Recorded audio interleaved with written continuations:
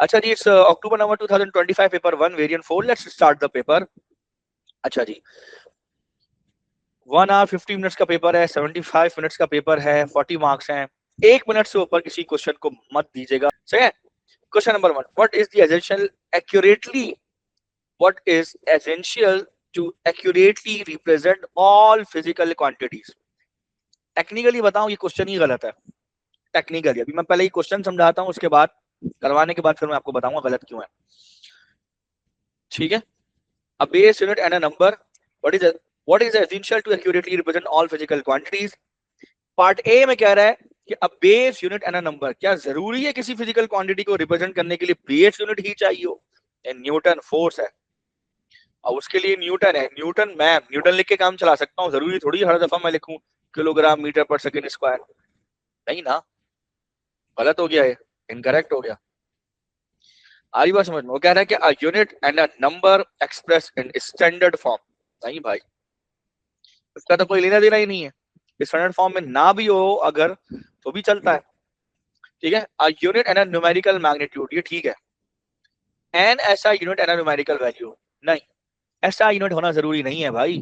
British engineering system भी तो है, उसके अंदर भी तो यूनिट्स होते हैं। जरूरी थोड़ी लेंथ को मैं इंच में जरूरी थोड़ी कि मैं लेंथ को मीटर में मेजर करूं, मैं इंच में मेजर कर सकता हूँ, फीट में मेजर कर सकता हूँ, ठीक है ना। तो जनरली यूनिट जो है वो किसी भी सिस्टम में आपके मौजूद हो सकते हैं, उसमें उससे कोई फर्क नहीं पड़ता। लेकिन ये जो पार्ट सी है वो कह रहा है कि यूनिट एंड न्यूमेरिकल मैग्नीट्यूड, ये ठीक है। अब वो लिख रहा है कि ऑल फिजिकल क्वांटिटीज, अब जुमला सुनो, गलती बता रहा हूँ क्या है इस क्वेश्चन के अंदर, ये क्वेश्चन टेक्निकली गलत है। वो कह रहा है कि what is essential to accurately represent all physical quantities, तमाम फिजिकल क्वांटिटीज को एक्यूरेटली रिप्रेजेंट करने के लिए क्या चीज एसेंशियल है, क्या जरूरी है? वो कह रहा है न्यूमेरिकल मैग्नीट्यूड, ये बात ठीक है। एंड अ यूनिट, यूनिट जरूरी नहीं है। जैसे मैं एग्जांपल आप ही के सिलेबस में से एग्जांपल देता हूँ, स्ट्रेन, क्या स्ट्रेन का यूनिट होता है? सिर्फ जवाब दीजिए मुझे, क्या स्ट्रेन का यूनिट है? यस, अच्छा, ओके, पता नहीं क्या पढ़ रहे हो तुम लोग, स्ट्रेन का यूनिट बना दिया तुम लोगों ने, निकम्मो है भाई। कौन सा यूनिट है स्ट्रेन का, जरा बताना मुझे। अच्छा, मैंने नहीं बोला था। कोई यूनिट नहीं है, ठीक है, स्ट्रेन का कोई यूनिट नहीं है। ऐसे बहुत सारे और भी फिजिकल क्वांटिटीज हैं जो कि सिर्फ नंबर है, उनका यूनिट नहीं है, बहुत सारी है, एक नहीं है, ठीक है, वो डायमेंशनलेस है, ठीक है, लेकिन वो फिजिकल क्वांटिटी है। जैसे Reynold number, Nusselt number, Prandtl number, इसके अलावा बायोट नंबर, ऐसे कई सारे नंबर्स हैं जो आप आगे जाके फ्लूइड के अंदर, हीट के अंदर, मास ट्रांसफर, ऐसे सब्जेक्ट्स हैं आगे जाके इंजीनियरिंग में आएंगे, उनमें आप पढ़ेंगे, ठीक है। ऐसे कई नंबर्स हैं जो कि फिजिकल क्वांटिटीज तो हैं, लेकिन उनके लिए यूनिट दरकार नहीं होता। अरे उसको छोड़े, सिलेबस में ही स्ट्रेन है, स्ट्रेन ही मैंने आपको एग्जांपल दे दी, नहीं है। तो टेक्निकली ये सवाल गलत है, लेकिन अगर स्ट्रेन को आंख पे आंख बंद कर ली जाए ना ऐसे करके, तो फिर ये सवाल ठीक है, सही है। आगे मूव करते हैं। Steel rule can be read to nearest millimetre, ठीक है। It is used to, nearest millimetre का मतलब है कि इसका जो लीस्ट काउंट है, ठीक है, वो 1 मिलीमीटर है, नियरेस्ट मिलीमीटर, ठीक है। So it is used to measure the length of a bar whose true length is 895 millimetre, यानी इससे छोटा मेजर नहीं किया जा सकता। ये एक्चुअल वैल्यू है इसकी 895, एक्यूरेट या actual value. Repeated measurements give the following readings: 892, 891, 892, 891, 891, 892। अब जितनी भी रीडिंग्स ये गिवन है, ये सारी की सारी आपस में तो क्लोज हैं, लेकिन इस एक्यूरेट वैल्यू से क्लोज नहीं है। इसका मतलब these all readings are precise, ठीक है, ये प्रिसाइज तो है लेकिन एक्यूरेट नहीं है, but they are not accurate to 895 millimetre, ये एक्यूरेट वैल्यू है, ठीक है।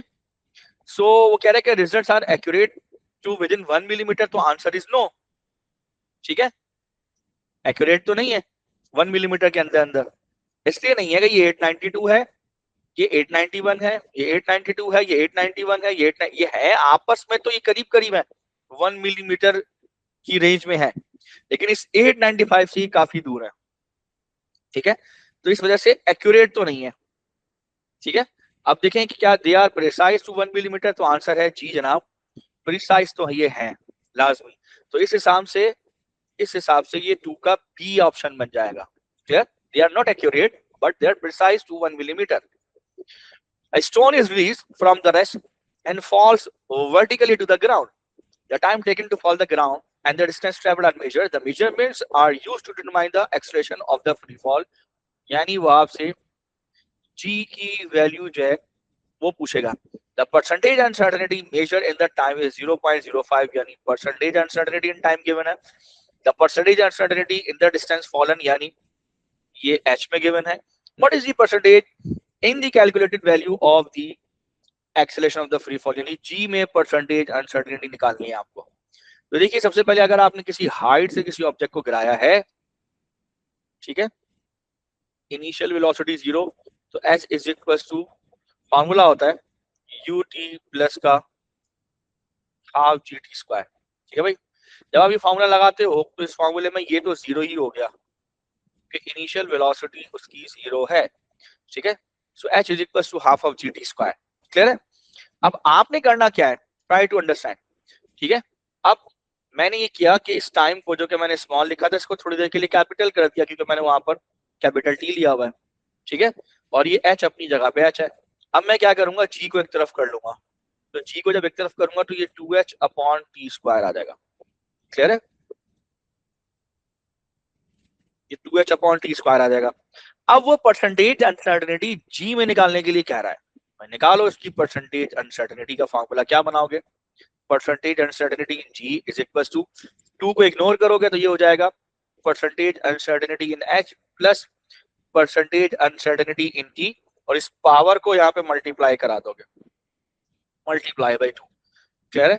सो यहाँ पे h की परसेंटेज कितनी है, 0.6 प्लस ये 2 है multiply by percentage uncertainty in t, t की परसेंटेज अनसर्टेनिटी होगी 0.05, सो ये हो जाएगा 0.6% plus 1% is equal to 0.7%।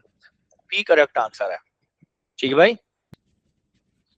Next, an object falls from rest towards the ground, air is negligible, which graph shows a variation of momentum p of the object with time t until it hits the ground।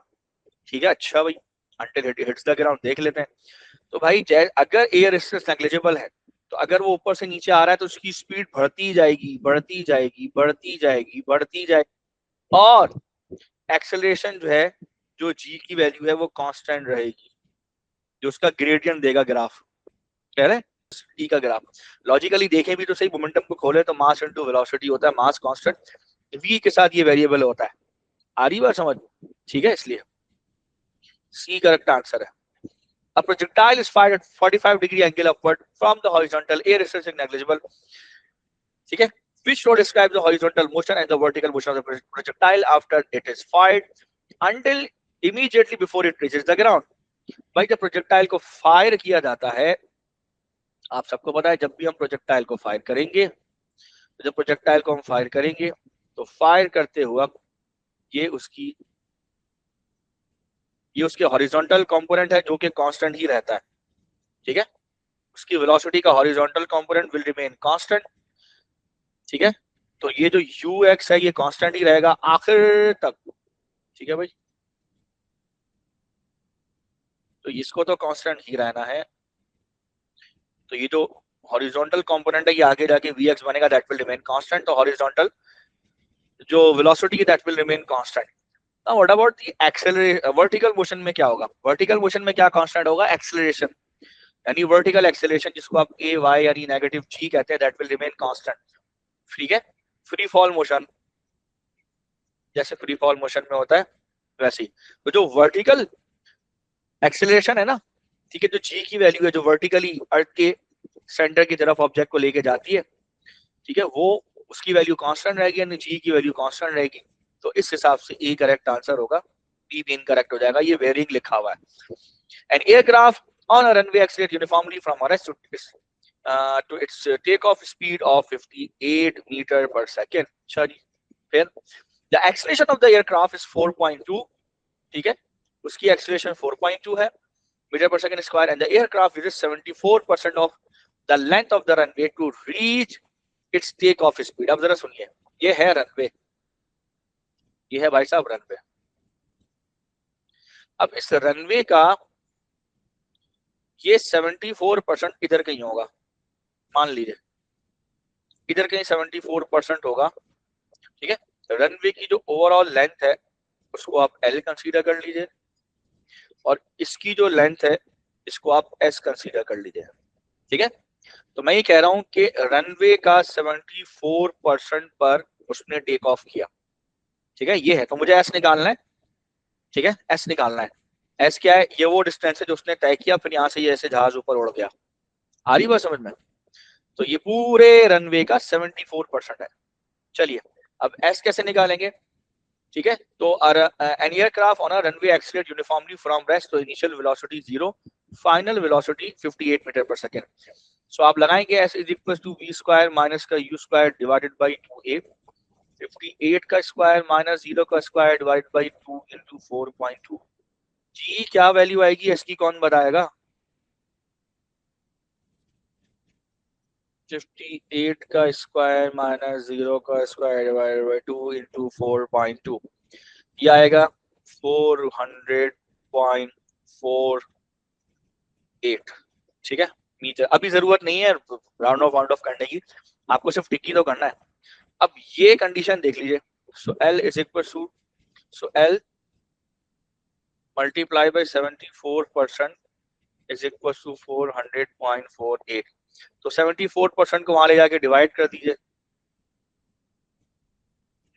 तो 74% है 0.74 से मैं directly divide कर दूं, so that is 541.18। तो round of करेंगे तो 540 पे 2 सिग्निफिकेंट फिगर पे राउंड ऑफ होगा। 20 का करेक्ट आंसर है। समझ आ रही है जी बच्चों? जी कह रहे सर। हैं? जी सर। ठीक है, अब चलो, how can the acceleration of an object be determined? भाई कैसे? From the area under displacement graph? नहीं, डिस्प्लेसमेंट टाइम ग्राफ का जो एरिया होता है वो आपको क्या देता है? कुछ भी नहीं। डिस्प्लेसमेंट टू टाइम कुछ भी नहीं होता भाई, कुछ भी नहीं देगा ये। From the area under velocity time graph आपको डिस्प्लेसमेंट देता है? नहीं। From the gradient of the displacement time graph, ये आपको देगा velocity. From the gradient of velocity time graph, yes, ये आपको देगा एक्सेलरेशन। ये आपको पता है, आपको पता है कि अगर टाइम और ये वेलोसिटी इधर रखे और कोई ऐसी स्ट्रेट लाइन जा रही है, उसका अगर मैं ग्रेडियंट निकालूं, तो ये राइज है, राइज में ये डेल्टा वी है और रन में ये डेल्टा टी, तो delta we upon delta T acceleration देगा। समझ आ रही है बात? The acceleration of the free fall on the earth is different to the acceleration of the free fall on the moon. How does the mass and weight of an object on the earth compare to its mass and weight to the moon? मास तो same रहेगा भाई, ये दोनों तो हट जाएंगे, सी और D में से करेक्ट आंसर होगा, ठीक है। अब वो कह रहा है कि वेट के साथ क्या होगा? वेट की वैल्यू डिक्रीज हो जाएगी, क्योंकि मून की सरफेस पर जो जी की वैल्यू होती है वो 1.6602 होती है almost metre per second square, तो वो अर्थ से तकरीबन 1/5 या 1/6 होती है, तो इस वजह से वेट जो है वो डिक्रीज होगा। सी करेक्ट आंसर है। A sphere moves vertically downward at a terminal velocity, यानी कांस्टेंट वेलोसिटी से एक स्फीयर अर्थ की तरफ आ रहा है भाई, एक उस पे होगी अपथ्रस्ट। अब देखा जाए और ये कौन सी, ये विस्कस ड्रैग है, ठीक है, इसको डी से रिप्रेजेंट कर दो। अगर टर्मिनल वेलोसिटी से मूव करा है तो अपवर्ड और डाउनवर्ड वेलोसिटीज का सम सेम होगा, इक्वल होगा, ठीक है। ये हो जाएगा आपका जी प्लस यू, ठीक है। सो वेट अपथ्रस्ट के इक्वल नहीं हो सकता, weight must be the sum of drag plus upthrust, viscous drag plus upthrust. आप देखो वो कह रहा है with statement about the upthrust.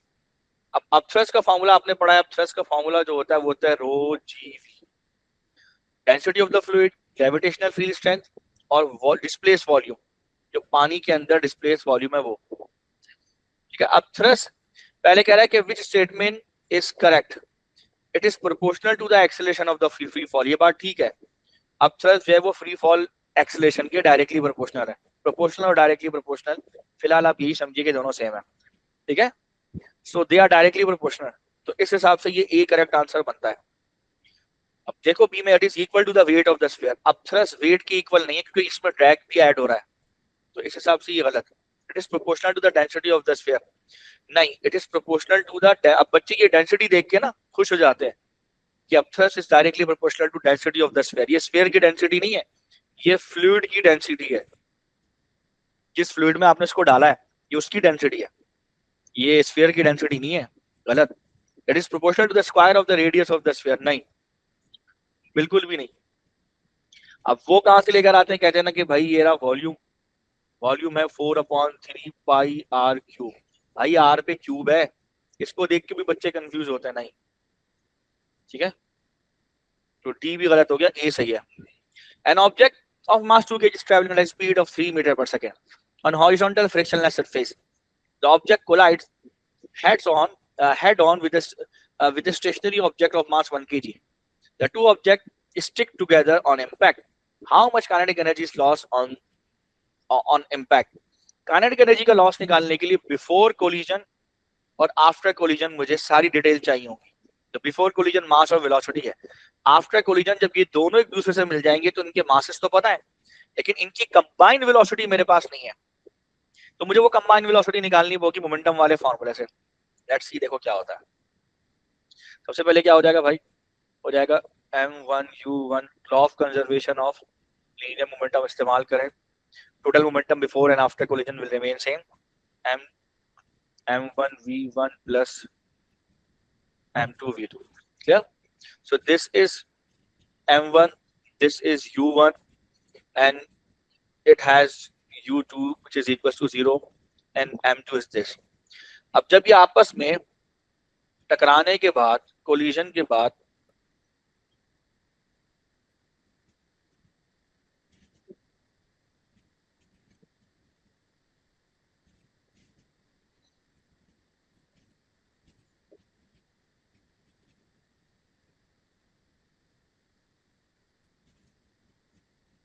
ठीक है भाई, अब आपने क्या किया, ने टकरा दिया, जब इनका कोलिजन हुआ ये स्टिक हो गए, अब स्टिक हो गई कहीं भी मूव करेंगे तो राइट पे जाएंगे या लेफ्ट पे जाएंगे, ठीक है भाई, वो बात की बात है। अब टकराने के बाद इन दोनों का जो मास हो जाएगा ना, जो फाइनल मास इन दोनों का हो जाएगा, फाइनल मास, इसका m1 इसका m2 ऐड करोगे तो टोटल मास इनका हो जाएगा, ठीक है, 2 + 1 = 3.0 kg। और फाइनल वेलोसिटी आपको निकालनी है, यानी v1 = v2 = v, वो आपको निकालनी है। सो यहाँ से निकाल लेते हैं। तो अब देखिए m1 कितना है, ठीक है, 2 × 3, ये राइट वर्ड को पॉजिटिव ले लीजिए, प्लस m2, ये तो 0 ही हो जाएगा, m2 × u2 0 हो जाएगा, ठीक है, इज इक्वल टू m1 कितना है, 2 × फाइनल वेलोसिटी। अच्छा फाइनल वेलोसिटी के लिए देखिए, क्योंकि v1 और v2 सेम है और इसको v ले लूं तो v को मैं कॉमन ले लेता हूं, m1 + m2 whole multiply by v। अब आप बोलोगे कैसे, तो भाई ये v1 और v2 आपस में इक्वली तो है, इसको v कर लिया, तो जब ये v बना तो v कॉमन आ गया बाहर, खत्म। थोड़ा मैथ्स आपका तेज होना चाहिए, अच्छा होना चाहिए, ठीक है। तो अब यहाँ पर आपको ये 6 आ गया, m1 + m2 को मैंने ऐड किया था 3 आ गया, मल्टीप्लाई बाय v, 3 × 3 3 × 6, तो v = 2 मीटर पर सेकेंड, यानी इनकी जो फाइनल वेलोसिटी है वो टुवर्ड्स राइट होगी, ठीक है, और 2 मीटर पर सेकेंड होगी, ठीक है। अब भाई जरा निकाल लीजिए आप, सो काइनेटिक एनर्जी, ठीक है, बिफोर, ठीक है, kinetic energy before, kinetic energy या टोटल काइनेटिक एनर्जी आफ्टर, ठीक है, तो total kinetic energy before and after. अब बिफोर जो काइनेटिक एनर्जी थी सिर्फ इसकी थी, क्योंकि इसकी तो 0 ही थी, उसकी निकाल लीजिए, इसकी क्या आ जाएगी, 1/2 इंटू 2 × 3 का square is equal to kinetic energy after. अब आफ्टर में क्या होगा, 1/2 इंटू मास इन दोनों का मिला के लेंगे हम, ठीक है, तो मास इन दोनों का मिला के कितना हो जाएगा भाई, वो हो जाएगा 3 मल्टीप्लाई बाय v² कितना है, अभी आपने v की वैल्यू निकाली है 2, ठीक है, 2 का स्क्वायर। अच्छा ये दोनों काइनेटिक एनर्जी जो है वो इक्वल नहीं होंगी क्योंकि इनइलास्टिक कोलिजन है, तभी उसने लॉस पूछा है, तो इनका डिफरेंस निकालना है हमें, क्लियर है। सो 1/2, ये 3 × 3 = 9, तो ये 9 हो गया। 9 में से आप ये 2 का square 4 divide by 2, 3 to the 6 निकालें तो ये बचेगा आपका 3 जूल। ठीक है भाई, तो ये डी करेक्ट आंसर बन रहा है। ठीक है, समझ आ गई सबको? आगे बढ़ते हैं। An object X collides with the stationary object Y. The object separate after collision. The collision is perfectly elastic and there are no external force acting. Which word equation is not correct? और not correct को आप कर दो incorrect. ठीक है, कौन सी word equation वो कह रहा है कि इनकरेक्ट है? ठीक है, देख लेते हैं। During collision forces acting on object X plus force acting on object Y is 0। जी हाँ, दोनों भाई कोलिजन के टाइम दो अगर ऑब्जेक्ट है, ये दोनों एक दूसरे पे अपोजिट फोर्स लगा रहे हैं, इक्वल इन अपोजिट। अगर ये F1 है, ठीक है, राइट वर्ड पॉजिटिव, ये F2 है, लेफ्ट वर्ड नेगेटिव। अगर ये दोनों फोर्सेस एक दूसरे की इक्वल एंड अपोजिट है, फर्स्ट करो ये प्लस 100 न्यूटन है, ये माइनस 100 न्यूटन है, अगर इन दोनों को सम कर दिया जाए तो रिजल्टेंट 0 आएगा। तो पहली इक्वेशन तो बिल्कुल ठीक है। ठीक है, दूसरी क्या कह रहा है? वो कह रहा है कि कौन सी इक्वेशन गलत है ना, तो उसकी बात कर रहा है। Let's see. ठीक है, तो relative speed of approach of x and y plus relative speed of separation of x and y is 0। ठीक है भाई relative speed of approach of x and y is equal to the relative speed of separation of x and y। ठीक है, तो वो बच्चे अक्सर इसी में ही कंफ्यूज होते हैं, क्योंकि अगर आप देखो इक्वेशन क्या है, u2 minus u1 is equal to negative of, negative भी मत लगाओ बल्कि पहले तो आप लगाओ v1 माइनस v2। ठीक है, नेगेटिव लगा दो v2 माइनस v1, इसको उधर लगाओ,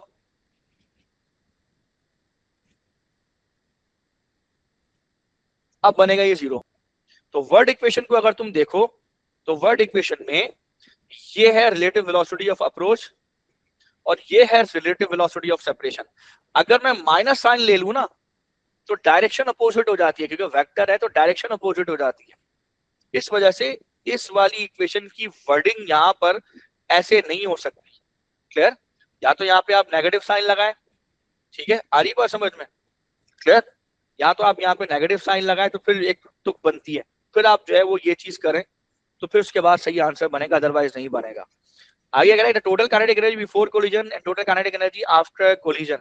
ठीक है, अगर नो एक्सटर्नल फोर्सेस हैं तो ये भी ठीक है। ठीक है, लास्ट क्या रहेगा? Total momentum before and after collision is equal to total momentum after collision. सही है, ये भी ठीक है। तो जो ठीक है तो वो इनकरेक्ट पूछ रहा है ना, तो इनकरेक्ट कौन सी? हाँ, बी वाली इनकरेक्ट है ना, तो वही सही आंसर हो जाएगा ना। तो जो इनकरेक्ट है वही ठीक आंसर होगा, बाकी तो करेक्ट है ना, बाकी सारे वाले इनकरेक्ट हो जाएंगे। अब वो कह रहा है the diagram shows the stationary sphere that is just fully submerged in a liquid. The radius of the sphere is r and density of the liquid is rho. The acceleration of the free fall is g. Air exerts the pressure Pa on the surface of the liquid. What is the pressure at the lowest point of the sphere? इस point पर उसका pressure क्या होगा? तो भाई इस point पर इसका प्रेशर जो भी होगा वो इस लिक्विड का प्रेशर, इस पॉइंट पर जो भी प्रेशर होगा वो इस लिक्विड का प्रेशर, और बाहर से जो एटमॉस्फेरिक प्रेशर है एयर वो होगा। सो जो भी प्रेशर होगा वो लिक्विड का pressure plus atmospheric pressure. Liquid का होता है rho g h plus atmospheric pressure जो होगा ई ए होगा। अब ये जो हाइट है ये वाली, ये वाली आर और आर की इक्वल है ये वाली height. So H is equal to 2r है। सो यहाँ पे रो जी और 2 पहले कर लो, आर बाद में कर लो, प्लस पी ए। ठीक है, ये एच की जगह मैंने लिख दिया, एच की जगह लिख दिया 2r। जब 2r लिखूंगा तो 2 पहले लिख दिया, आर बाद में लिख दिया, यहाँ कर दिया, और ये इक्वल हो जाएगा आपके टोटल प्रेशर के। So P A plus 2 rho g r, P A plus 2 rho g r, C correct answer होगा। सही है। नेक्स्ट है, वो कह रहा है कि a uniform rod is attached by a hinge at one end to the wall. ठीक है. The other end of the rod is supported by the wire so that the rod is in equilibrium and horizontal which shows the direction of the force on the rod from the hinge. Hinge से दो forces लग रही होंगी. पहली force तो आपकी horizontal होगी भाई. पहली फोर्स आपकी क्या होगी? हॉरिजॉन्टल होगी. ठीक है. दूसरी फोर्स आपकी जो है वो वर्टिकल होगी. ठीक है भाई.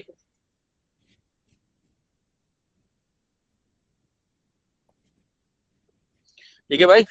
अब इन दोनों का रिजल्टेंट क्या होगा भाई? इन दोनों का रिजल्टेंट अगर आप बनाना चाहें तो बना लें.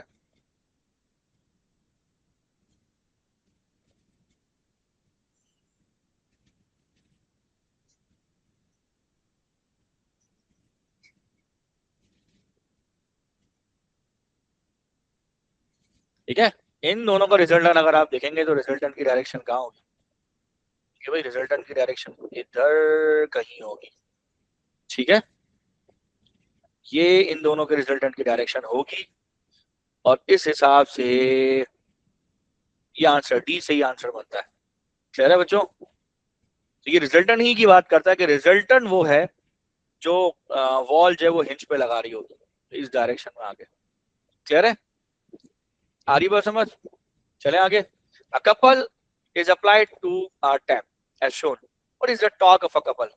भाई टॉर्क ऑफ अ कपल के लिए मर्जी आपकी, आप डायरेक्ट कर लो ज्यादा अच्छा है. ये दो पैरेलल फोर्सेस हैं अपोजिट डायरेक्शन में, इक्वल इन मैग्नीट्यूड है, सेम लाइन ऑफ एक्शन है. तो भाई आप करें एक फोर्स उठा लीजिए और इन दोनों के दरमियान का डिस्टेंस उठा लीजिए 2d. तो ये 2fd हो जाएगा. Direct answer C correct answer होगा. क्लियर है? और जिसको ये नहीं आता वो फिर इसका मोमेंट अलग निकाल ले, क्लॉकवाइज है. इसका भी अलग निकाले, ये भी क्लॉकवाइज है. दोनों का ऐड कर दे तो भी 2fd आएगा. ठीक है. यहाँ पर uniform beam rest on the two support X and Y as shown. The beam has a length of 20 meter and weight 200 Newton. A man of weight 700 Newton stands on the beam at a distance of 6 meter from support X. The beam is in equilibrium.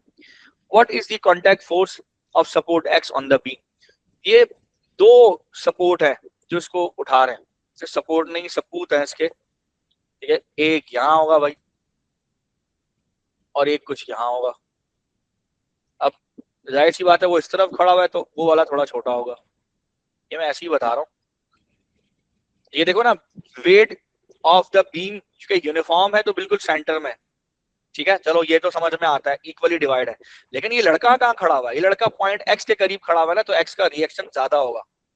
जिसके करीब खड़ा होगा उसका reaction ज्यादा होगा, जिससे दूर होगा उसका रिएक्शन कम होगा. ठीक है. ये चीज देखना. ठीक है. आ रही बात समझ में? तो इसलिए मैंने इसको थोड़ा बड़ा और इसको थोड़ा छोटा बना दिया.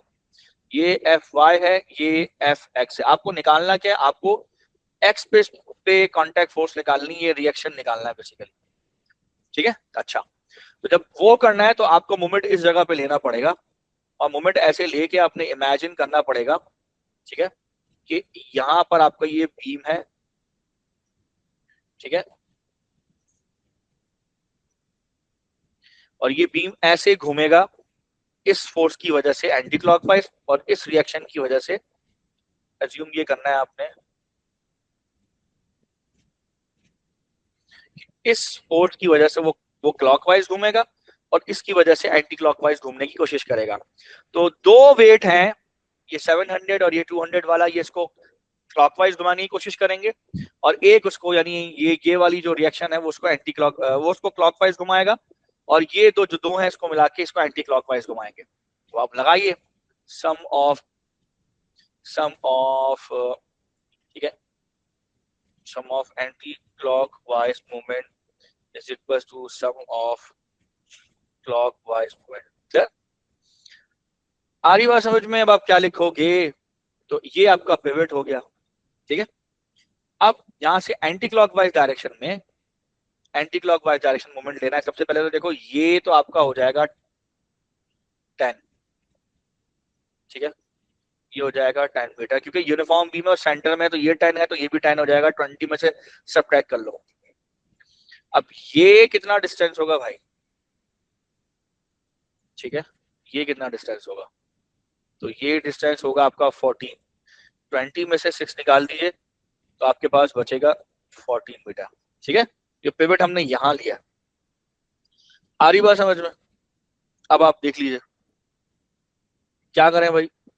अब क्लॉकवाइज मूवमेंट और एंटी क्लॉकवाइज मूवमेंट इन दोनों का बैलेंस करें। तो इसकी वजह से ये क्लॉकवाइज था तो ये हो जाएगा एफ एक्स मल्टीप्लाई बाई 20 और एंटी क्लॉकवाइज में क्या होगा 700 multiply by 40 plus 200 multiply by 10। ठीक है भाई, तो सॉल्व करें आपस में, आखिर में एफ एक्स की वैल्यू निकालें 590 न्यूटन। सी करेक्ट आंसर होगा। सही है, आ रही बात समझ? चलें आगे। The diagram shows a block P of the mass m connected by a string over a frictionless pulley.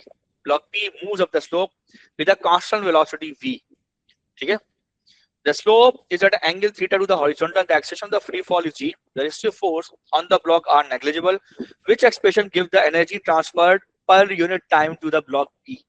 कुछ याद है? Inclined plane पे upward motion, और if you remember तो ये देखो, ये तो पावर है गाड़ी की ऊपर जब जा रही है उसकी। ठीक है, is equals to f dot v force into velocity। ठीक है, अब इसमें एक बात और थी, अगर आप लोग को पता नहीं याद हो या ना हो, ये क्या है? Change in gravitational potential energy upon time. ये क्या है? Change in kinetic energy upon time. अगर गाड़ी स्लोप पे जा रही है, और ये क्या है? Frictional force into velocity, constant velocity. अगर वेलोसिटी कांस्टेंट है तो काइनेटिक एनर्जी का चेंज जीरो हो जाएगा। खैर, ये बात आप लोग को पता है।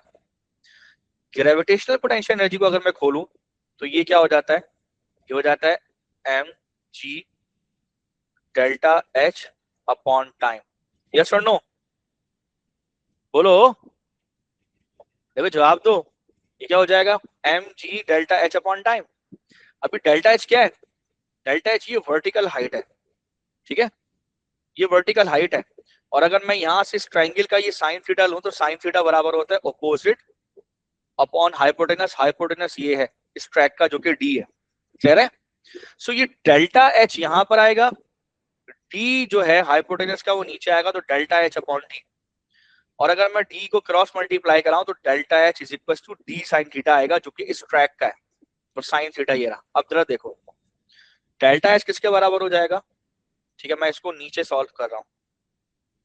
एम डेल्टा एच की जगह क्या आ जाएगा? D sine theta upon delta T. ठीक है, अब ये डी क्या है? डी वो डिस्टेंस है जो यहां से ऊपर जाते हुए कवर कर रहा है। इस डी को अगर मैं टाइम से डिवाइड कर दूंगा तो स्पीड आएगी, इसकी ऊपर जाने की स्पीड आएगी। ठीक है भाई, सो मैं यहाँ पे लिख देता हूं, यहाँ पे लिख देता हूं एम जी, और इस डी अपॉन टी की जगह वी, और आगे इसके साइन थीटा। इसका मतलब ये हुआ कि भाई ये फैक्टर भी इंक्लूड है M G V sine theta. ठीक है, फोर्स इनटू वेलोसिटी भी इंक्लूडेड है। ठीक है, आ रही बात समझ में? वर्क एनर्जी पावर निकालने में या work done per unit time निकालने में क्या इंक्लूडेड नहीं है इंक्लाइन प्लेन के ऊपर? जरा वो भी देख लेते हैं। ठीक है, इधर देखिए, अब वो कह रहा है, पढ़िए, which expression give the energy transferred per unit time to the block P? तो ब्लॉक P को जो एनर्जी मिल रही है वो M G V sine theta से भी मिल रही है, जो कि ये है, इससे भी मिल रही है, एम जी वी से भी मिल रही है। आ रही बात समझ में? इससे भी मिल सकती है। किससे नहीं मिल सकती भाई? वो ऑप्शन है m प्लस एम, क्योंकि इसमें ये दूसरा वाला मास भी ऐड कर रहा है क्यू का। आ रही बात समझ में? क्लियर हो गई बात? तो उसका भी मास ऐड कर रहा है। तो दो ऑप्शंस हमारे बिल्कुल ठीक हैं, इसमें मैंने अभी दिखाया एम जी वी भी ठीक है। ठीक है, M G V sine theta भी सही है, इन दोनों के थ्रू एनर्जी मिल रही है, लेकिन ये तीसरा वाला ऐड नहीं होगा। आ रही बात समझ में? इस हिसाब से ये आंसर इसका ए होगा 1 और 2। ठीक है, clear? A toy car around the vertical loop track. The toy car is released from the rest. The height of 58 centimeter of the bottom of the vertical loop. The car is at the height of 32 centimeter when it is at the top of the vertical loop. Assume that there is no resistive force act on the car. What is the speed of the car at the top of the vertical loop? तो भाई law of conservation of energy लगाइए, इधर total energy लगाइए, इस point पर total energy लगाइए। ठीक है, total energy लगाइए और करिए। So total energy, ठीक है, initial is equal to total energy final. So यहाँ पर वो कह रहा है कि car release from the rest, तो यहाँ पर इनिशियली जो gravitational potential energy plus kinetic energy, ठीक है, तो ग्रेविटेशनल पोटेंशियल एनर्जी तो जीरो हो जाएगी, ठीक है, बल्कि नहीं, ग्रेविटेशनल क्यों जीरो होगी, इस पॉइंट पर काइनेटिक जीरो होगी क्योंकि रेस्ट से स्टार्ट किया, ठीक है, और जब आप इस पोजीशन पे आएंगे, यानी गाड़ी जब इस पोजीशन पे आएगी तो आगे चलेगी भी, कुछ ना कुछ काइनेटिक एनर्जी भी होगी और ग्रेविटेशनल भी होगी हाइट की वजह से, तो इस पॉइंट पर भी इसकी gravitational potential energy plus kinetic energy होगी, ठीक है। तो अब यहाँ पर जो होगा वो H58 है, इसको 0.58 कर देते हैं, और जो ग्रेविटेशनल पोटेंशियल एनर्जी है इस हाइट पर वो भी mgh है, m नहीं पता तो g into 0.32 plus half m और v स्क्वायर, ठीक है। अब मास मास मास कॉमन लेके कैंसिल, सही है भाई, तो अब ये 0.58 जी है, 0.32 जी है, सब्ट्रैक्ट कर दो, 0.58 0.32, ठीक है, is equal to half v square, clear है। 0.58 minus 0.32 0.26 into 9.81 whole multiply by 2, उस पे स्क्वायर रूट ले लो, तुम्हारे पास भी आएगा, ठीक है भाई। 2.3 आ रहा है राउंड ऑफ करके, 2.25 आ रहा है, 25 का मतलब 3 कर लो, हाँ वो तो 2.5 है, ये 20 का करेक्ट आंसर है, क्लियर है बच्चों। नेक्स्ट है, the total energy supplied by an electric motor is E, energy Q is wasted and the remaining energy does useful work। अच्छा भाई, ये सप्लाई कर रहे हैं, ये वेस्ट कर रहे हैं, तो यूजफुल एनर्जी जो होगी वो होगी E माइनस Q, ठीक है, तो यूजफुल अपॉन टोटल, ठीक है, ये एफिशिएंसी होती है, तो टोटल कितनी थी E से डिवाइड कर दो, तो E minus Q upon E separate कर दो, 1 minus Q upon E, 1 minus Q upon E, C correct answer है इसका। आ रही बात समझ में, नहीं आ रही, क्लियर है। An object travels between 2 points. The change in gravitational potential energy of the object is given by delta E. P is equal to mg delta H, where m is the mass of the object, delta E is the change in height, g is the acceleration of the free fall. What is necessary condition in order for the above equation to be valid? क्या validity इसकी है भाई, अब देख लेते हैं इसको बारी बारी। पहला, the object must have a constant acceleration, नहीं जरूरी नहीं है, एयर रेजिस्टेंस मौजूद है और रिजल्टेंट एक्सेलरेशन उसकी चेंज हो रही है, रिजल्टेंट फोर्स उसकी चेंज हो रही है, एक्सेलरेशन उसकी चेंज हो रही है, तो क्या ये इसकी एनर्जी वाला फॉर्मूला हाइट के हिसाब से क्या नाम है, ये क्या काम करना बंद कर देगा, नहीं ऐसा नहीं है, ठीक है, यानी ये इक्वेशन इस एक्सेलरेशन के कांस्टेंट होने पे जो है डिपेंडेंट नहीं है, ये इसकी कंडीशन नहीं है, ठीक है। The object must be traveling in a uniform gravitational field, जनाब ये इसकी कंडीशन है, यूनिफॉर्म ग्रेविटेशनल फील्ड होगी तो जी की जो वैल्यू है ना वो बहुत ज्यादा वेरी नहीं करेगी, ठीक है, आ रही बात समझ में, यूनिफॉर्म ग्रेविटेशनल फील्ड है, ठीक है, इक्वली स्पेस लाइंस हैं, ग्रेविटेशनल फील्ड लाइंस हैं, आ रही बात समझ में, तो बी उसका ऑप्शन है। सेकंड, सी क्या है, the object must B travelling only in a vertical direction, नहीं, अगर ऑब्जेक्ट यूं भी जा रहा है, इंक्लाइंड भी जा रहा है ऊपर, यूं जा रहा है, ऐसे जा रहा है, तो क्या ये फॉर्मूला वैलिड नहीं रहेगा, रहेगा। The resultant force on the object must be equal to space, जरूरी नहीं है, एक्सेलरेट कर रहा है अगर तो फिर क्या करेंगे, ये नहीं लगेगा, लगेगा, बिल्कुल लगेगा।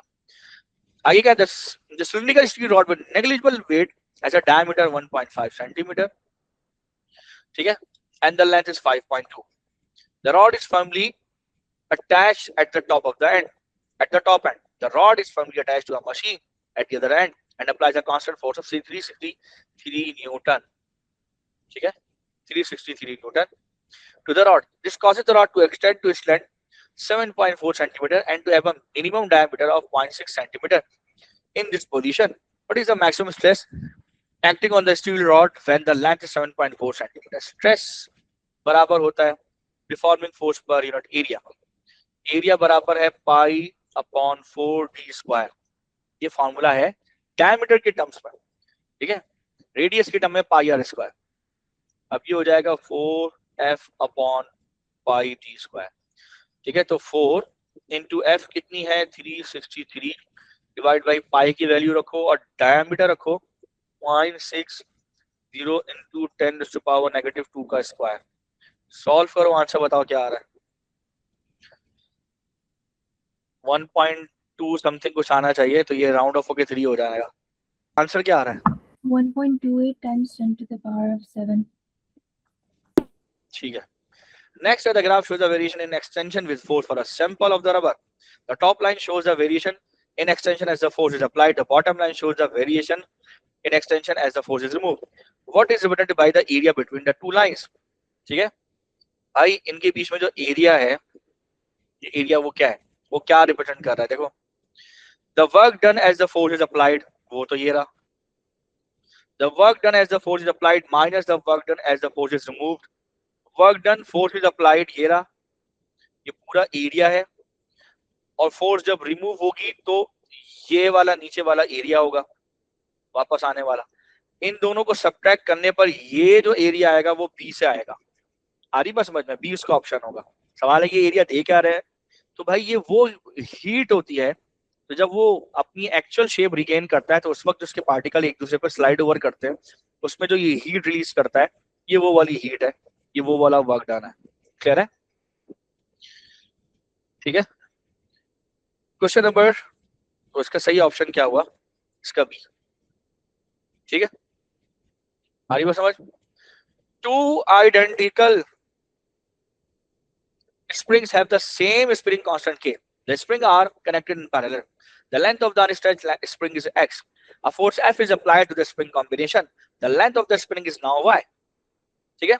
Both springs are deformed within their limit of proportionality. Both springs are deformed within their limit of proportionality, which expression gives the elastic potential energy stored in one spring. एक स्प्रिंग में. अब सुनिए भाई, टेक्निकली सोचिए कि अगर एक spring लगा हुआ है मिसाल के तौर पे कहीं पर, ठीक है, मैंने उस पे एक मास लगाया, उसकी एक्सटेंशन हो गई लेट से 2 सेंटीमीटर. अगर मैंने अब उस जैसे 2 सेम स्प्रिंग लगा दी है,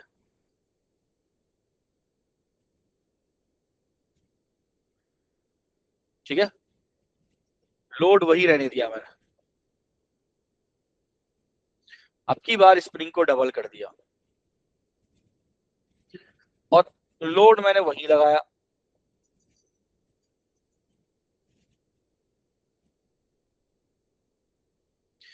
अब की बार जब मैंने 2 स्प्रिंग कर दिया ना तो एक्सटेंशन जो है ना मेरी हाफ हो चुकी होगी.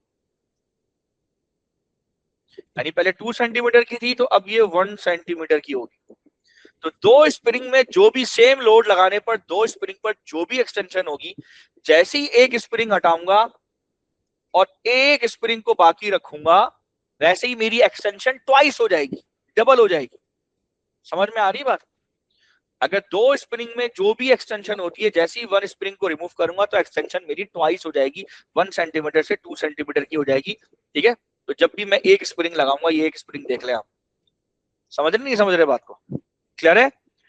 ठीक है, एक स्प्रिंग पे अगर 2 सेंटीमीटर की एक्सटेंशन थी तो 2 स्प्रिंग पे उसका आधा हो जाएगी.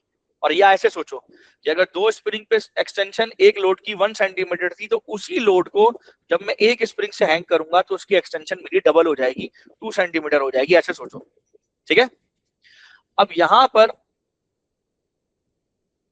पर इसकी इनिशियल लेंथ x है, फाइनल इसकी y है, तो जो एक्सटेंशन है यानी e की वैल्यू है वो है y माइनस एक्स. क्लियर है? जब 2 स्प्रिंग लगे हुए, ठीक है, उस पर फोर्स अप्लाई की तो जो एक्सटेंशन हुई यहां से लेकर यहां तक वही y माइनस एक्स. 2 स्प्रिंग की y माइनस एक्स यहां लिख रहा हूं. ठीक है, 2 स्प्रिंग्स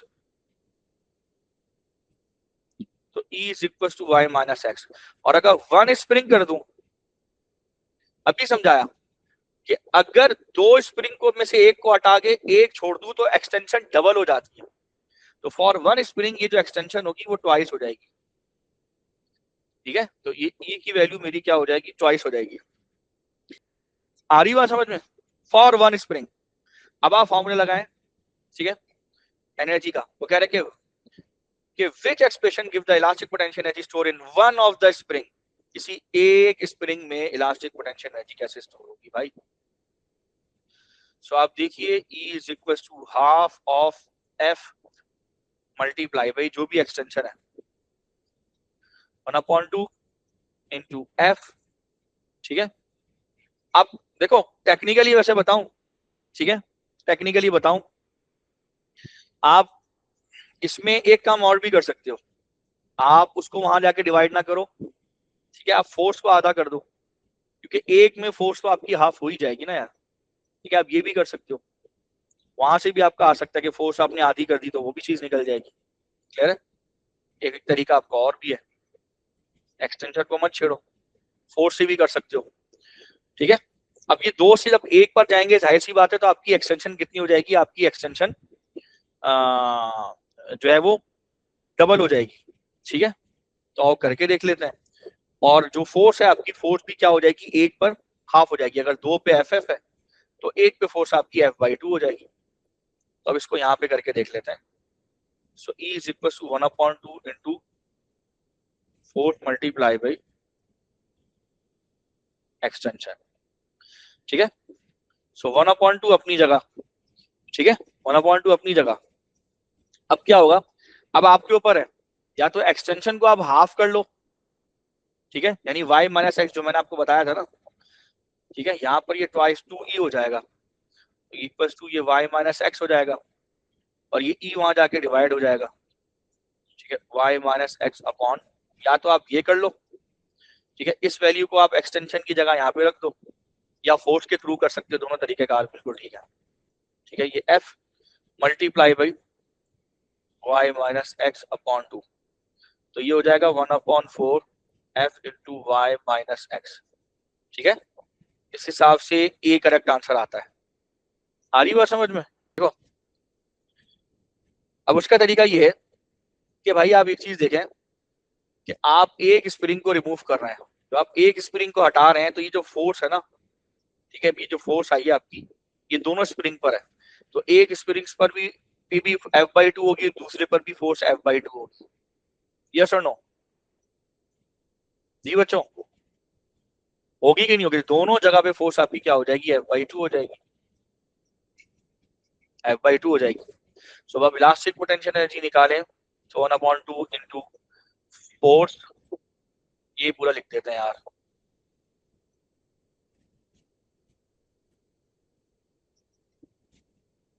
इसको यहाँ कर लेते हैं। So E is equal to 1/2 into force कितनी है, फोर्स आपकी हो जाएगी F/2 मल्टीप्लाई बाय एक्सटेंशन कितनी हो जाएगी, एक्सटेंशन हो जाएगी y माइनस एक्स। ठीक है ना, ट्वाइस हो गई ना एक्सटेंशन। ठीक है, तो y माइनस एक्स ही लें आप, ठीक है, क्योंकि एक्सटेंशन आप यहाँ पे रखते तो आप 2e रखते, 2e रखते ना आप। अगर मैं सिर्फ एक्सटेंशन रखता यहाँ पे, तो एक्सटेंशन मैंने अभी आपको थोड़ी देर पहले बताया था, एक्सटेंशन कितनी हो गई है, एक्सटेंशन ट्वाइस हुई है, यानी 2e 2 टाइम्स हो गई, y माइनस एक्स की वैल्यू ट्वाइस हो गई। ठीक है, ये मैंने बताया था। तो या तो मैं 2e रख दूंगा, या सिंपल इसकी जगह पे मैं y माइनस एक्स रख दूं। क्लियर है? सो उस केस में ये हो जाएगा 1/4 f into Y minus X. ये करेक्ट आंसर आ रहा है। क्लियर है बेटा? जी बच्चों, ठीक है, नेक्स्ट आते हैं, which expression give the formula for the spring constant. तो ये f अपॉन x है, ठीक है, k is equal to f upon x।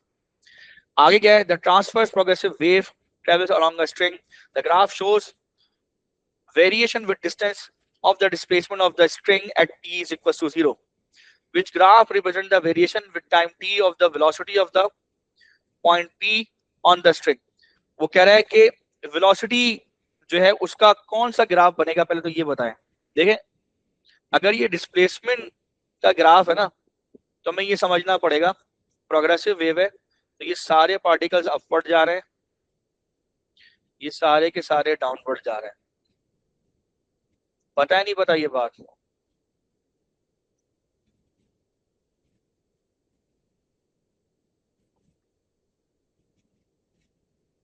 ठीक है, अब इसको यूं समझे,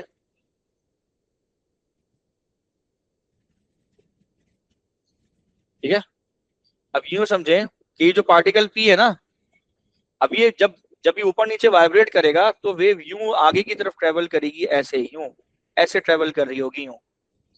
तो जब ये नीचे, तो पार्टिकल पी तो नीचे की तरफ जा रहा है, तो जब नीचे की तरफ जा रहा है तो वेव यूं ट्रेवल कर रही है ऐसे, तो वेव यूं ट्रेवल करेगी आगे की तरफ, आगे के पीछे, आगे की तरफ।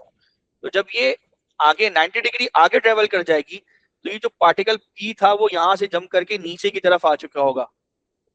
आ रही बात समझ में? तो वो यहां से मूव करके इस पोजीशन पर, नीचे वाली पोजीशन पर आ चुका होगा। जब ये वेव ट्रेवल करते हुए यूं आगे की तरफ जाएगी, राइट साइड पे जाएगी, तो ये सारे पार्टिकल्स इस तरफ वाले ये सब नीचे जा रहे हैं, ये सारे पार्टिकल्स अपवर्ड जा रहे हैं, ये सारे के सारे डाउनवर्ड जा रहे हैं। कह रहे हैं? आ रही बात समझ में? तो ये जो पॉइंट पी है ये नीचे की तरफ जाएगा और इस पोजीशन पर आने की कोशिश करेगा। तो इस, यानी ये मैं आपको समझा रहा हूँ, ठीक है? यानी देखा जाए तो जैसी टी, अब ये टी इज इक्वल टू 0 है, जैसी time T is equal to हो सकता है 1 सेकेंड हो, तो ये जो पॉइंट पी है इसका मोशन नीचे की तरफ है। आप समझ रहे हैं? कह रहे हैं? जी ठीक है, सर, समझ गया। तो उस वजह से भाई सी ऑप्शन इनकरेक्ट हो जाता है। तो सी में क्या है, ये तो अपवर्ड जाने की कोशिश कर रहा है, अपवर्ड जाने की कोशिश कर रहा है। दूसरी अहम बात, दूसरी अहम बात भाई, ये ए और बी तो पॉसिबल ही नहीं है। ए और बी क्यों पॉसिबल नहीं है? ए और बी इसलिए पॉसिबल नहीं है कि ये हॉरिजॉन्टल स्ट्रेट लाइन है और ये वी शेप जो है वेव है, ठीक है? तो ये जाहिर सी बात है, जब साइनोसॉइडल वेव है तो नीचे भी साइनोसॉइडल वेव ही बनेगी। Is that clear? समझ आई नहीं आई बेटा? सबको क्लियर है? कोई प्रॉब्लम तो नहीं है किसी को जिसको समझ में नहीं आई हो? आगे बढ़ूं? तो इस हिसाब से ये डी ऑप्शन बनता है, चेक कर लीजिएगा। नेक्स्ट है, which statement about the electromagnetic wave is correct? ठीक है, तो a wave of wavelength 5 exponent negative 6 is invisible to human eye। भाई ह्यूमन आई के लिए विजिबल 400 नैनो से 700 नैनोमीटर है on general. So 4 exponent negative 7 metre से 7 इंटू 10 पावर नेगेटिव 7 मीटर, ठीक है? ह्यूमंस यही देख सकते हैं। आ रही बात समझ में? और ये -6 वाली इससे बड़ी वेवलेंथ है, ठीक है? -7 से बड़ी -6 है, तो बड़ी वेवलेंथ का मतलब ये कहीं जाएगा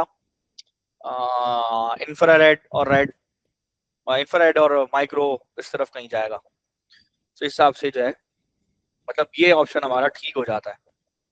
करेक्ट पूछ रहा है ना, तो ये ऑप्शन हमारा ठीक हो जाता है। They can all travel at the different speed in free space, नहीं सेम स्पीड से जाते हैं। कैन नॉट बी पोलराइज, गलत, पोलराइज करते हैं, इसको कर सकते हैं। They consist of vibrating atom, नहीं ये ऐसा नहीं है, गलत, ठीक है? They consist of vibrating atom, ठीक है? ये भी इनकरेक्ट हो गया, ठीक है? नेक्स्ट है, for progressive transverse wave what describes the term diffraction? Wave spread करेगी, किसी गैप से पास होगी, तो इसका बी ऑप्शन है, the spreading of a wave as it pass through the gap around an obstacle, ठीक है? नेक्स्ट है, द स्पेसक्राफ्ट एट वी, ये थोड़ा टाइम लेगा, at spacecraft flies at a VS directly away from the stationary observer, दूर जा रहा है, उसकी जो वेलोसिटी है वीएस है, ठीक है? The aircraft emits a sound of the constant frequency. The speed of the sound in air is v. The frequency of the sound heard by the observer on the ground is 500. The speed of the aircraft is increased so that it flies. अब जो नई speed of the aircraft है उसको VSN कर दिया, पुरानी वाली VS है, नई वाली को VSN कर दिया, velocity of source new, ठीक है? Is increased so that it flies away from the observer at a greater velocity. The observer now hears a sound of frequency 250 Hz. Which expression gives the new velocity of the aircraft? भाई दो इसकी equations बनेंगी। पहली तो आप बनाएंगे F is equal to, देखिए F is equal to, ठीक है, V अपॉन, चूंकि अवे जा रहा है v plus S into F, ये एफ प्राइम है। आ रही बात समझ में? ठीक है, ये एफ प्राइम है। इस फॉर्मेट में इक्वेशन बनेगी तो पहले ये 500 हो जाएगी, v अननोन है, v plus V S multiply by F, equation 1। Equation 2 में अब उसने अपनी स्पीड बढ़ाई तो ये अब फ्रीक्वेंसी 250 हो गई, ठीक है। जो velocity of sound in air है वो तो v ही है, और अब एयरक्राफ्ट की जो स्पीड है वो चेंज होके वी आई, v के साथ एस एन कर दिया, न्यू वेलोसिटी कर दी, मल्टीप्लाई बाय, अभी भी जाहिर है फ्रीक्वेंसी भी वो वही एमिट कर रही होगी जो पहले एमिट कर रही थी। This is equation number 2। अब इन दो इक्वेशंस को आपने डिवाइड कर दें। डिवाइड क्यों करें? डिवाइड करने से फायदा ही होगा बेटा, बताता हूं फायदा क्या होगा। मुझे निकालना क्या इन दो इक्वेशन से, मुझे ये ब्लू वाला जो वी एस एन एस की वैल्यू निकालनी है, न्यू फ्रीक्वेंसी न्यू स्पीड की वैल्यू निकालनी है, और वो इनमें से किसी एक के टर्म में आई। अभी देखते हैं। सो मैंने क्या किया, मैं इनको डिवाइड कर दिया भाई। जब डिवाइड करूंगा, डिवाइड करने से एफ से एफ कैंसिल, वी से वी कैंसिल, ठीक है, तो ये 2 हो जाएगा। सो ये 2 हो जाएगा, और अरे यार नीचे वाले इसको ऊपर रखना था, एनीवेज चलो कोई मसला नहीं। अब ये वाली सबसे ऊपर चली जाएगी, सो ये हो जाएगा v plus V S N whole divided by, ठीक है, v प्लस वी एस, ये वाला बचेगा और ये वाला बचेगा। सो ये वाला सबसे ऊपर चला जाएगा और ये वाला डिनोमिनेटर में इधर होगा, ठीक है। आ रही बात समझ में? क्रॉस मल्टीप्लाई करा दो तो ये हो जाएगा 2v प्लस, ठीक है, 2vs is equal to v plus vsn। इसको वहां ले जाके सब्ट्रैक्ट कर दो, इसको वहां ले जाके सब्ट्रैक्ट कर दो भाई, ठीक है। तो जब ये उधर जाएगा सब्ट्रैक्ट होगा, तो सब्ट्रैक्ट किससे सब्ट्रैक्ट होगा? वो आगे वाले से होगा, ठीक है। जब ये इससे जाके सब्ट्रैक्ट होगा, सो फाइनल आपका जो आंसर आएगा वो आएगा 2vs प्लस का v is equal to vsn, new velocity 2vs plus v, 2vs plus v, C correct answer होगा, ठीक है। नेक्स्ट है 28, what may be observe with light waves but not with the sound wave. Light wave के साथ ऐसा क्या होता है जो साउंड वेव के साथ नहीं होता, वो बताने वाली बात है polarisation. A wire is fixed at both ends and is vibrated by the source of frequency f. A stationary wave is formed on the wire with the total of the two antinodes. two antinodes का क्या मतलब है भाई? ठीक है, अब इसका 2 antinode है, और 2 एंटीनोड का मतलब एक इधर होगा एक इधर होगा, ठीक है। अब समझिए ये सिचुएशन है। अब ये 2 एंटीनोड का मतलब है कि n की वैल्यू भाई कितनी है? 2 है। ध्यान दीजिए, n1 होता है तो फंडामेंटल फ्रीक्वेंसी होती है, ये फर्स्ट ओवरटोन है, ठीक है। तो आ रही बात समझ में? तो अब वो कह रहा है कि the frequency of the source, अच्छा इसकी जो फ्रीक्वेंसी है वो f है। अब ये कौन सी है? ये f2 की वैल्यू को f दे रहा है, देख लीजिए ये f2 है, सेकंड फ्रीक्वेंसी है, और f2 की जो वैल्यू होती है आपको पता है वो n टाइम्स f1 होती है। तो अगर मैं यहाँ पर f2 की जगह f रख दूं तो ये f is equal to f हो जाएगा, ठीक है। और यहाँ पर जो n की वैल्यू, वैसे ऐसा होता नहीं, इधर देखें टेक्निकली फॉर्मूला आपके पास क्या है, देखें फॉर्मूला जो आपके पास है वो है f of n plus 1 is equal to n into f, या इसको आप मेरे ख्याल में, ठीक है, इसको आप n लिखते हैं, ऐसा ही है जी बच्चों, ऐसा ही है ना, ये फॉर्मूला आपके पास होता है। तो जब n की वैल्यू, इस केस में n की वैल्यू 2 है, तो ये आपका हो जाएगा, ये हो जाएगा आपका f के साथ ये f2 इज इक्वल टू ये n है, ये आपका आ जाएगा 2, और यहाँ पे ये f1 फंडामेंटल है, तो आपका ये f1, ये इक्वेशन बन गई आपकी। क्लियर है? अब इधर देखिए, इन्होंने f2 की जगह क्या किया है, इन्होंने f2 की जगह फ्रीक्वेंसी दी हुई है f, तो आप इसकी जगह पे f रखेंगे, यहाँ पे 2 रखेंगे और यहाँ पे इसको कर देंगे f1 और ये वाली बन जाएगी इक्वेशन नंबर 1। ठीक है, अब आए केस 2 पे। केस 2 कह रहा है the frequency of the source is increase to 3f। अब पहले फ्रीक्वेंसी f थी, अब उसकी फ्रीक्वेंसी 3f कर दी, 3 गुना बढ़ा दी। New stationary wave is form, नई स्टेशनरी वेव बन रही है। What is the total number of anti nodes in new wave? नई वेव में एंटी नोड्स कितने होंगे, यानी n निकालना है। अब भाई फॉर्मूला अगेन यही वाला अप्लाई करें दोबारा से। ठीक है, ये फॉर्मूला दोबारा अप्लाई करते हैं। जब आप फॉर्मूला अप्लाई करेंगे तो अब आप देखिए, आपको अब की बार n निकालना है, सो n को n ही रखिए, f1 को f1 रखिए, लेकिन अब की बार जो फ्रीक्वेंसी है वो आपकी 3f है। ठीक है, ये फ्रीक्वेंसी जो है आपकी ये 3f हो गई। ठीक है, इसको इक्वेशन 2 कर दीजिए। ठीक है, इस इक्वेशन 1 और इक्वेशन 2 को आपस में डिवाइड कर दीजिए, n की वैल्यू आ जाएगी।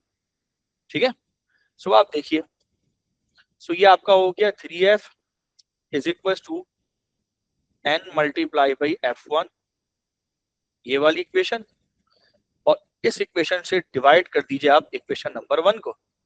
इक्वेशन नंबर 1 क्या है, यहाँ पर f है, लेफ्ट साइड में f है और राइट साइड में ये 2 है, उसके साथ आपका f1 है। क्लियर? ये दो इक्वेशंस आपने डिवाइड कर दी।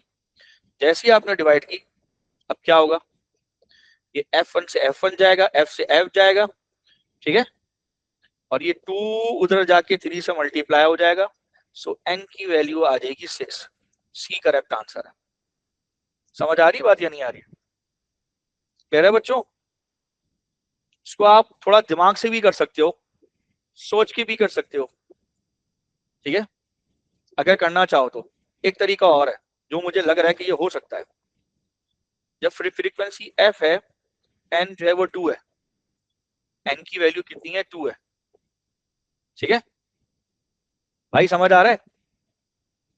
हेलो, जब फ्रीक्वेंसी आपकी f है, n की वैल्यू 2 है, यानी देखा जाए f is directly proportional to n है। ठीक है, जो मैं समझा रहा हूं आपको। अब n की वैल्यू जब 2 है तो फ्रीक्वेंसी आपकी f है, जब n की वैल्यू 3 होगी तो फ्रीक्वेंसी मल्टीप्लाई बाई ये 3 हो जानी चाहिए, तो ये 6 बननी चाहिए। तो इस हिसाब से सी करेक्ट आंसर होना चाहिए, लेकिन इसके लिए बहुत दिमाग चाहिए। ठीक है, अब parallel beam of red light of wavelength 700, ठीक है 700 उसकी वेवलेंथ है, is incident normal in a diffraction grating that has a 400 lines पर मिलीमीटर। वही एलपीआई जो मैंने आपको बताया था वो दिया हुआ है। अब 400 लाइन पर मिलीमीटर दिया हुआ है, तो डी की वैल्यू क्या होगी भाई, 1 millimeter upon 400, so 1 into 10 to the power negative 3 divided by 400। ठीक है, ये d की वैल्यू आएगी। ठीक है भाई, 400 2.5 times 10 to the power of minus 6. 2.5 times 10 to the power minus 6 meters. What is the total number of intensity maxima from the grating? Total number of intensity maxima कह रहा है वो। ठीक है, आपको total number of intensity maxima के लिए आपने फॉर्मूला लगाना पड़ेगा। कैसे लगाएंगे, एन की वैल्यू पहले से निकालें, D sine theta is equal to N lambda.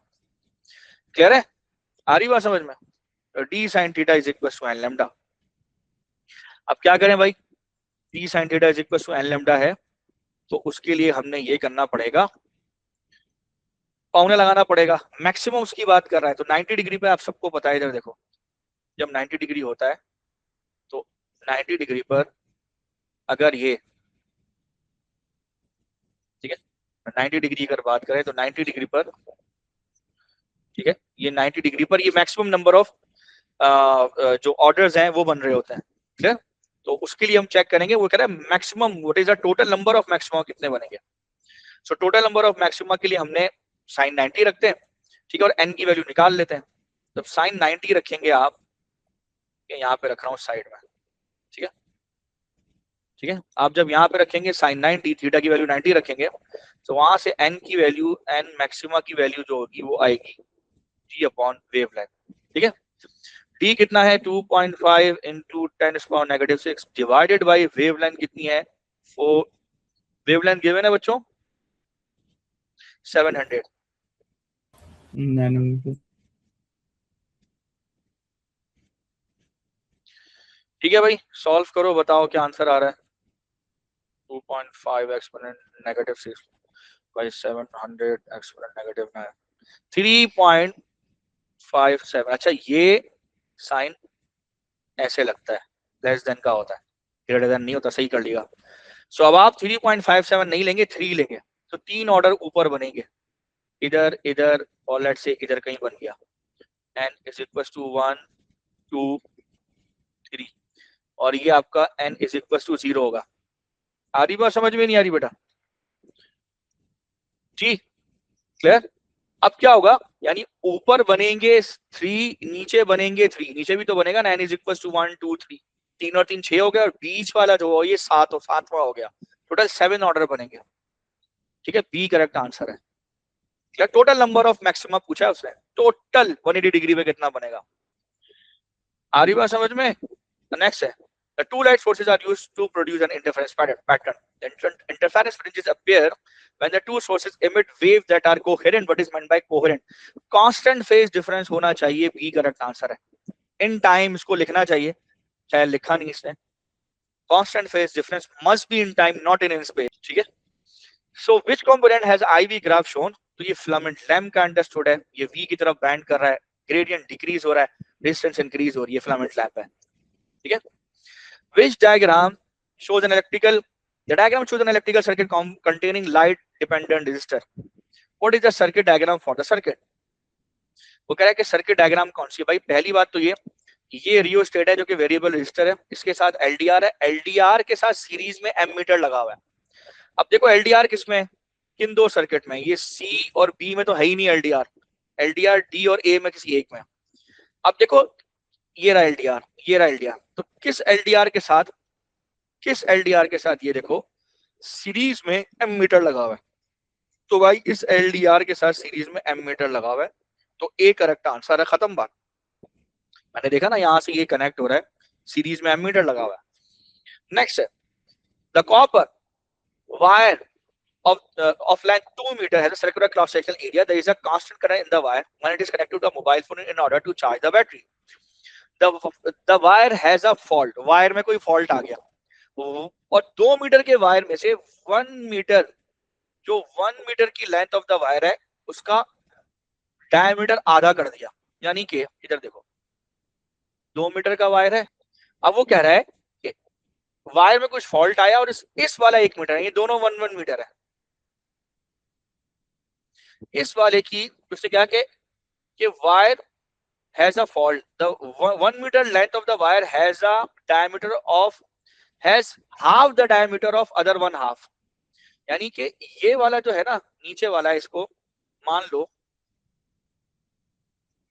ये है, इसका डायमीटर हाफ है ऊपर वाले से।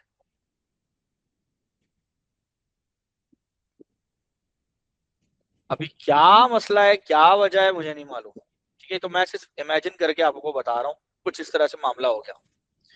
ठीक है, अब वो कह रहा है कि इसकी इस वाले पार्ट का क्या कह रहा है कि इसका डायमीटर जो है वो हाफ हो गया, इसका डी है तो इसका डी बाई 2 है। ठीक है, और क्या कह रहा है तब, what is the power dissipation in thinner wire, thinner wire में पावर डेसिपेशन क्या होगी। तो भाई देखो दोनों की लेंथ तो सेम है, तो लेंथ में कोई कंपैरिजन नहीं होगा, दोनों का मटेरियल भी सेम है, कॉपर है, तो दोनों की रेसिस्टिविटी में भी कंपैरिजन नहीं होगा। सारा का सारा कंपैरिजन जो होगा वो डायमीटर पे या एरिया पे होगा, विच इज इनवर्सली प्रोपोर्शनल। अब डायमीटर हाफ है, डी बाई 2 इसका स्क्वायर करो, सो ये डी अपॉन 2 का स्क्वायर है तो 4 आएगा, 4 ऐसे आएगा, डी स्क्वायर अपॉन 4, तो ये जब 4 ऊपर जाएगा तो ये 4 अपॉन डी स्क्वायर होगा, तो आपको इधर भी 4 लगाना पड़ेगा। ठीक है, आ रही बात समझ में? तो ये जो रेजिस्टेंस है वो कितनी हो रही है भाई, 4 गुना हो रही है, ऐसे ही है बेटा, समझ आ रही है बात या नहीं आ रही है जी। और चूंकि दोनों सीरीज के अंदर लगे हुए तो current will remain same, current तो चेंज होगा नहीं सीरीज में। सो हमारे पास फॉर्मूला बनता है power is equal to I square R. सही है, तो पुरानी पावर आपकी आई स्क्वायर आर है, जब न्यू पावर आप निकालेंगे तो करंट तो सेम ही रहेगा, पर आर की जगह ले लेगा 4R। 4R, ठीक है। सो आपकी जो न्यू पावर है वो हो जाएगी 4 बाहर आ जाएगा, ठीक है, और ये हो जाएगा I स्क्वायर R, और I स्क्वायर R ये O कहते हैं, पुल पावर या सिंपल P कहते हैं। सो ये आपका 4 के साथ आपका आ जाएगा P, ठीक है, तो ये 4P होगा, डी करेक्ट आंसर बनेगा। तो जो आपकी नई वाली पावर है, ठीक है, वो डायमीटर की कमी की वजह से, डायमीटर के हाफ होने की वजह से 4 टाइम्स इंक्रीज हो जाएगी power dissipation. A wire carries a current of 5.6 ampere. What is the number of conduction electron that pass a point on the wire in a time of 20 seconds? तो conduction electron की बात कर रहे हैं, 20 second में कितने पास हुए। सबसे पहले तो कूलम चार्जेस निकाल लो। सो भाई I इज इक्वल टू, हमें पता है Q अपॉन T। सो Q की वैल्यू IT, सो ये Q 5.6 इंटू 20 कितना होता है बच्चों, 5.6 इंटू 20, ये आएगा 112 कूलम का चार्ज। हमें पता है कि 6.25 इंटू 10⁻18 इलेक्ट्रॉन 1 कूलम चार्ज में होते हैं। तो 112 कूलम में कितने होंगे, 6.25 इंटू 10⁻18 मल्टीप्लाई बाय 112, ठीक है, आ रही बात समझ में। तो ये हो जाएगा 6.25 इंटू 10⁻18 इंटू 112, ये बनेगा 7 इंटू 10⁻20। तो 20 सेकंड में पास होने वाले टोटल कूलम में इतने इलेक्ट्रॉन्स होंगे, तो 7 इंटू 10⁻20 कंडक्शन इलेक्ट्रॉन पास हो चुके होंगे। 4 resistor of resistance R, 2R, 3R, 4 are connected to form a network. A battery of negligible resistance shown and a voltmeter connected to a resistor network shown. The voltmeter is 2 volt. यार ये मुझे लग रहा है पहले भी आ चुका है, ठीक है। वोल्ट मीटर जो है वो आपका वो 2 वोल्ट रीड कर रहा है। What is the electromotive force of the battery? अच्छा जी, तो वो कह रहा है कि वोल्ट मीटर की रीडिंग 2 वोल्ट है। क्वेश्चन पढ़िए, वो कह रहा है कि अगर वोल्ट मीटर की रीडिंग 2 वोल्ट है तो भाईजान इधर देखिए, 2R रजिस्टर पर 2 वोल्ट है, ठीक है। तो यहां पर अगर मैं करंट देखूं तो करंट होता है V अपॉन R, सो 2V अपॉन 2R, तो रेशियो कैंसिल करें, V अपॉन R बनता है। यही रेशियो यहां भी आना चाहिए, यही रेशियो यहां भी आना चाहिए। उस रेशियो को सेम रखने के लिए अगर इधर 3R है तो यहाँ पर वोल्टेज 3V होगा, इधर R है तो यहाँ पर वोल्टेज जो है वो V होगा, ठीक है, यानी 1 वोल्ट होगा, ठीक है। अब अगर मैं इन तीनों को, यानी देखे ना ये 3 वोल्ट 2 वोल्ट 5 प्लस 1 6 वोल्ट, अगर इन तीनों को मैं आपस में ऐड कर दूं, ठीक है, अगर इन तीनों को आपस में मैं ऐड करूं और ऐड करके इसे रिमूव कर दूं, ठीक है, और रिमूव करके यहां पर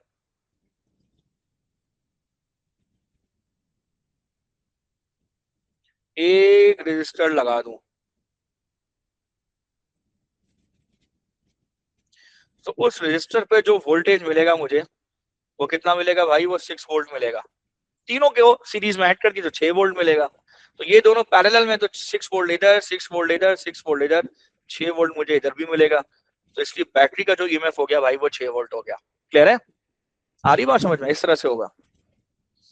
नेक्स्ट है the circuit in diagram shows a battery with internal resistance R the two resistors a switch and a voltmeter. The switch is open, switch अभी ओपन है, ठीक है। जैसे ही स्विच को इसने क्लोज किया, what happens to the current in the battery, battery में current increase हो जाएगा। क्यों, क्योंकि जैसे ही आपने इसको कनेक्ट कर दिया, इसके कनेक्ट करने से जो टोटल रेजिस्टेंस है दोनों सीरीज में हो जाएंगे ना, सो आर ई की वैल्यू डिक्रीज हो जाएगी। ये देखे ना, एक दो रेजिस्टर पैरेलल में ऐड हो गए, पैरेलल में रेजिस्टेंस ऐड होता है तो टोटल रेजिस्टेंस सर्किट की डिक्रीज हो जाती है। इसको भी चले ऐड कर दें, 3 हो जाएंगे तो रेजिस्टेंस और डिक्रीज होगी। जब रेजिस्टेंस डिक्रीज होगी तो करंट ज्यादा पुल होगा, ज्यादा खींचेगा, तो बैटरी में करंट बढ़ेगा, ठीक है, बैटरी में करंट इंक्रीज होगा। आ रही बात समझ में, यहां तक सबको समझ में आ गया। उसके बाद बैटरी में करंट तो इंक्रीज हो गया, ठीक है, सवाल है बैटरी में करंट इंक्रीज हो गया, लेकिन होगा क्या, ठीक है। अब नुकसान क्या होगा, बैटरी में करंट इंक्रीज हो गया तो देखिए एक चीज होती है जिसे हम कहते हैं टर्मिनल पोटेंशियल डिफरेंस। ये ऐसे इन दोनों किनारों का वोल्टेज, इसको हम VT कहते हैं। यही VT आपको इधर भी मिलता है, यही VT इधर भी मिलता है। इस पे क्या मसला होगा, अब आप इधर देखिए, और यही VT इधर भी मिलेगा। आपने अब आप फॉर्मूला देखिए, EMF minus voltage loss is equal to terminal potential. Voltage loss जो इधर लॉस हुआ, EMF minus IR is equal to VT। अब ये है IR का प्रोडक्ट इधर। अब आपने जब पीछे से करंट बढ़ाया तो ये जो IR का प्रोडक्ट है ये बढ़ गया। IR का प्रोडक्ट बढ़ा तो वोल्टेज लॉस बढ़ गया। वोल्टेज लॉस बढ़ा तो इन दोनों का जो डिफरेंस है, ठीक है, वो डिफरेंस कम हो जाएगा। ठीक है, इसको यूं समझे, फर्स्ट करें, पहले EMF 10 वोल्ट है, वोल्टेज लॉस जो है, मान लें वोल्टेज लॉस आपका 2 वोल्ट है, तो 10 में से 2 गया, टर्मिनल पोटेंशियल पे आपको इधर 8 वोल्ट मिल रहा था। अब हो क्या रहा है, करंट बढ़ गया। करंट बढ़ने की वजह से ये जो 2 वोल्ट था ये आपका इंक्रीज हो गया, लेट्स से ये आपका हो गया 4 वोल्ट। अब आपको टर्मिनल पे 6 वोल्ट मिल रहा है। ठीक है, तो इसका मतलब करंट बढ़ने से यहाँ पर वोल्टेज लॉस बढ़ेगा, और वोल्टेज लॉस बढ़ने से ये वैल्यू बढ़ेगी, जिससे टर्मिनल पोटेंशियल डिफरेंस कम हो जाएगा, डिक्रीज। आ रही बात समझ में, 6 वोल्ट हो जाएगा, डिक्रीज हो जाएगा। ठीक है, तो ये 8 से ये 6 वोल्ट चला गया, तो ये वैल्यू डिक्रीज होगी, तो ए करेक्ट आंसर है। What is the correct equation? ठीक है, आ रही बात समझ में? So what is the correct equation for beta positive decay? ठीक है, तो देखो बीटा पॉजिटिव डीके में अब प्रोटॉन कन्वर्ट होता है किसमें, न्यूट्रॉन में, साथ में बीटा पॉजिटिव निकलता है और एक इलेक्ट्रॉन न्यूट्रिनो निकलता है। तो इस हिसाब से डी करेक्ट आंसर होगा। बैलेंस भी करके देख सकते हो, चार्ज है 1 0 प्लस 1, ठीक है, इस पे कोई चार्ज नहीं होता। ठीक है, इस तरह से a nucleus of plutonium decays by emitting alpha particles to become a nucleus of lead. अच्छा, the nucleus of lead is also unstable and decays by emitting beta particle to form a nucleus of bismuth, which then decays by emitting beta particle to produce a nucleus X. What is the number of neutron in nucleus X? यार time क्यों जाया करता है। ठीक है भाई, 84 है। जब अल्फा निकलेगा, अल्फा निकला, ठीक है, एक अल्फा निकला, सो एक अल्फा निकलने पर आपका एटॉमिक नंबर से 2 और एटॉमिक मास से 4 कम हो गया। तो जब आपका लेड बना तो लेड में नीचे 82 होगा और ऊपर 210। ठीक है, उसके बाद आइए, the nucleus is also unstable and decays by emitting beta. अब इसमें से निकला आपका बीटा, ठीक है, बीटा नेगेटिव निकला। आ रही बात समझ में? तो अब जो नया एलिमेंट है आपका बिस्मुथ का, मुझे इसका मेरे ख्याल में BI होता है, आई डोंट नो इसका सिंबल क्या होता है, बट एनीवेज जो भी है, बिस्मुथ का जो भी एटॉमिक नंबर होगा वो एक बढ़ जाएगा, ये 83 हो जाएगा और ये 210 ही रहेगा। अब वो कह रहा है कि बिस्मुथ डिके होके एक पार्टिकल एक्स में गया और दोबारा बीटा का पार्टिकल निकला, बीटा नेगेटिव, ये हो जाएगा 84 और आई बिलीव, ठीक है, ये 210 ही रहना चाहिए। सो what is the number of neutron? So 210 minus 84 करें, कितना आता है बच्चों? 126. सो 126 ए करेक्ट आंसर होना चाहिए। ठीक है, which combination of three quarks has no overall charge? ठीक है, डाउन का -1/3 टाइम्स, या मैं हर दफा ई नहीं लिख रहा भाई, ठीक है, और स्ट्रेंज का क्या होता है -1/3 मेरे ख्याल में, तो ये मिला के माइनस का 3/3 तो -1 देगा।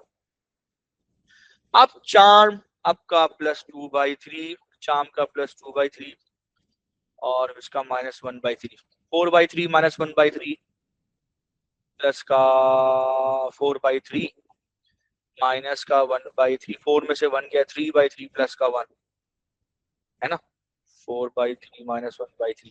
ठीक है, अब चार्म एट टॉप आपका प्लस का 2/3, चार्म का +2/3, पॉप का +2/3।